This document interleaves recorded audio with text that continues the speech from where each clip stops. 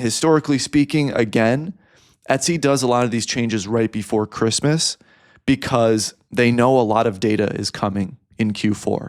Historically speaking, the sales in September for e-commerce are a bit lower because it's after the summer, it's after the back to school hype, and then there are no major holidays in September.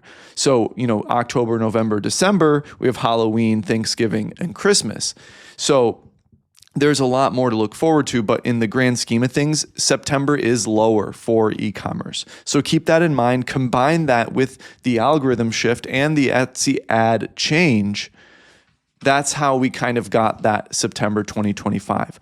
So it's hard to put a pin in it. However, I do want to just mention that we're in a weird spot, but I am hopeful that these new settings will be better than before. With these 3 new settings tailored to our different needs, it can be very hopeful. My educated prediction for this, I've gotten a lot of these predictions correct, but I imagine the weight/effectiveness of these Etsy ad settings will be tuned over time.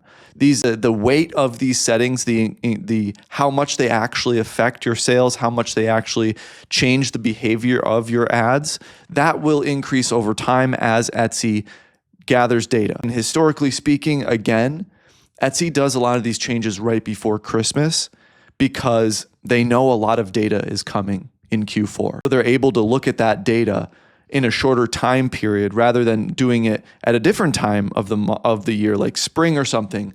There's less data to be had. In Q4, when everyone's shopping, there's so much more buyer data that they can tune off of. So to make a change before that happens allows them to make adjustments much quicker. And that's why I think they do changes right before Christmas, right before Q4. And that's what I'm, predicting for the Etsy ad changes as well as the title changes.